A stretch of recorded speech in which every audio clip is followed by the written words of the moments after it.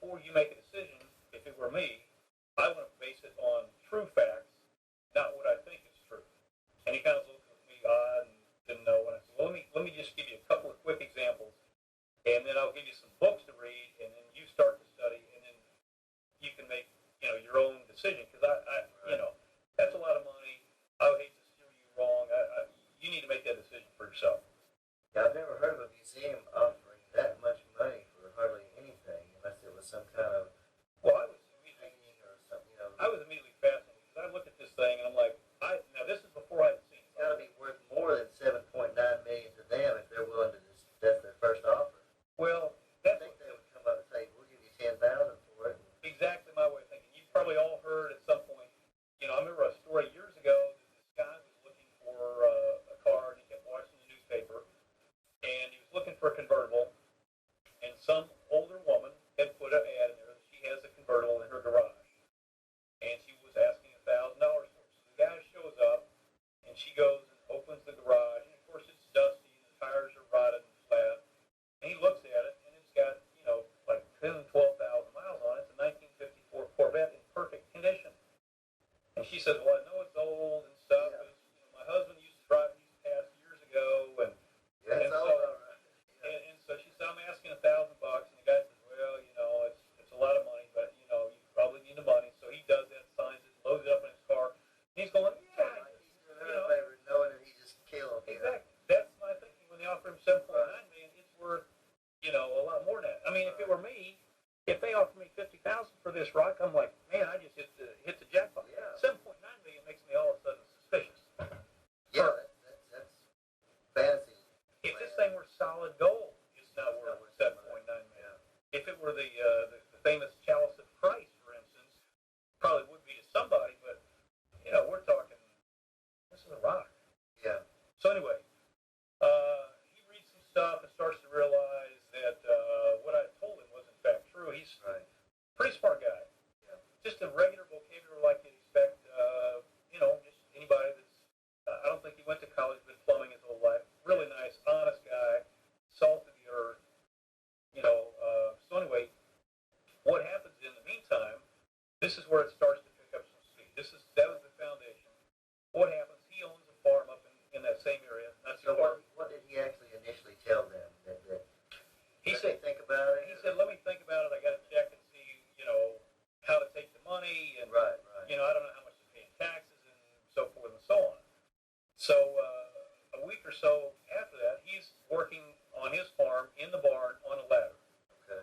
Falls off the ladder from pretty high, pretty good height, and he lands on his feet. However, his right leg is just shattered in numerous places. He sends me photographs, which I won't have to share because I think it's an email. This thing looks like a flesh club that's about a foot in diameter, even at his ankle. You can't hardly tell it's a foot until you look at the toes, and you can see there's just little pudges of, it's actually quite gross to look at. And so they air flight him down to Vanderbilt.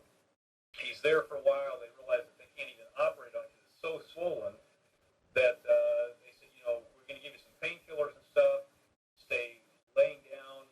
When the swelling starts to go down, where we can actually do something, come back. And so he's in this process for weeks and weeks and weeks. Mm-hmm. And, through his company that he was employed at, the plumbing company, everything is covered on insurance. Well, as this thing starts to progress, now Smithsonian is saying, we want you to make a decision. And he says, man, I'm trying to, they may have to amputate my leg. And I mean, it was that critical. Well, what happens is he's trying to now draw unemployment because he's still not able to work. And his sister would have to drive him down to Vanderbilt because it's his right leg. He can't drive. He's still in lots of pain. I mean, they were very close to amputating his leg. And he said, let's give you another week and see if it, settles down or whatever. He has, in the meantime, he's not working. They now deny him unemployment. And so... He didn't feel like there was anything mysterious about the accident. No, everything on the accident seems to be just an accident. Nothing odd about that. But, so this is going on for several months. He's not able to work, and, he doesn't know if he'll ever be able to walk, let alone keep his leg. And so, in the meantime, several things happen.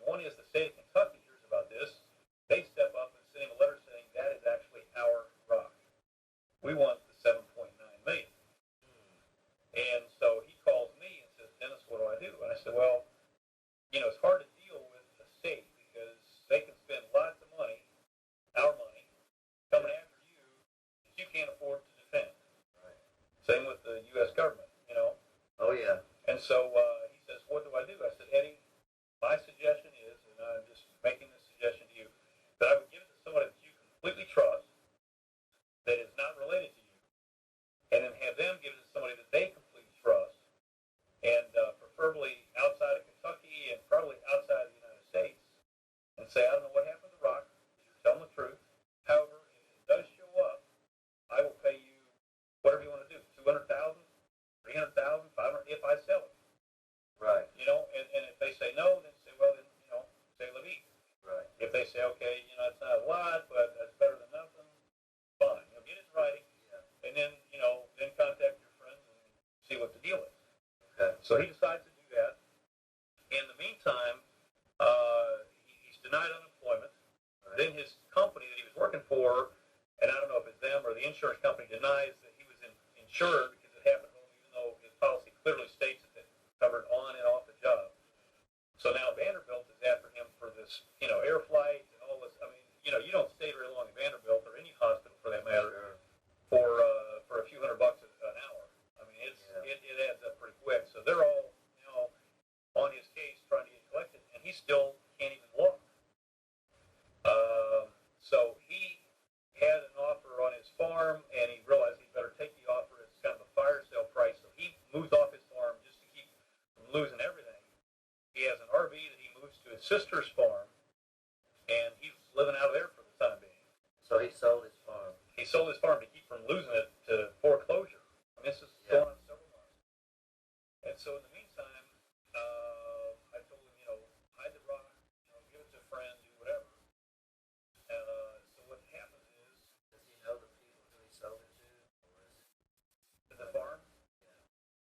Yeah, and I never even pursued that to see if there's any. Those people that are willing to pay $7.9 million, they might have bought it from him too. They might be looking for other objects. Well, the farm was actually his brother-in-law's farm, where his RV is at. Okay, all right. And so he's already tried to get that locked up in case there is anything else. Yeah. Because that's the first thing I asked him. I said, hey, you want to go rock cutting? Yeah. I'm thinking there might be some rocks Yeah. out there. Let's go. We can go look for them all day. You want to find too many Easter eggs like that. That's right. So anyway, he's now living at his sister's place in his RV, and he gets a call. I believe it was on his cell phone. It's a voicemail from Vanderbilt Hospital saying, we know you're scheduled to come down, but we need you to come down this Thursday at 9 in the morning. There's a specialist in town that wants to look at your leg.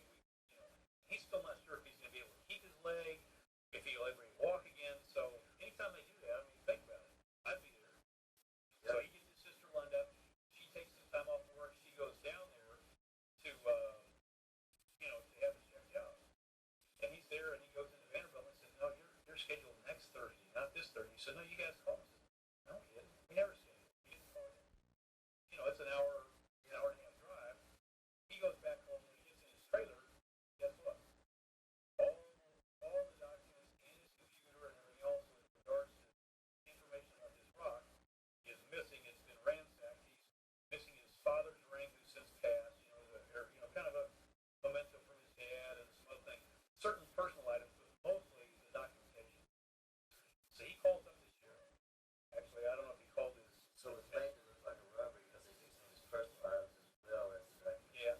Now he called up the sheriff's department. I don't know if he called his ex or just sheriff, whatever. Yeah. And they said, well, you might not a police matter. He says, guys, they stole my computer. He says, we're not coming out. This is not a matter of recovery. He said, that's the